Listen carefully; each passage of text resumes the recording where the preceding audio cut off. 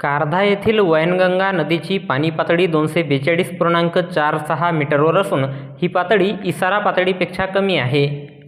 भंडारा जिल्ह्यात सलग 2 दिवसांपासून मुसळधार पावसाने हजेरी लावली आहे. त्यामुळे भंडारा जिल्ह्यातील जीवनदायिनी मानली जाणारी वैनगंगा नदी दुथडीने भरून वाहत आहे. 2020मध्ये आलेली महापुराची स्थिती पुन्हा येऊ नये म्हणून भंडारा जिल्हा प्रशासन अलर्ट मोडवर आलं आहे. कारधा येथील वैनगंगा नदीची इसारा पातळी 245 मीटर तर धोक्याची पातळी 245.5 मीटर आहे.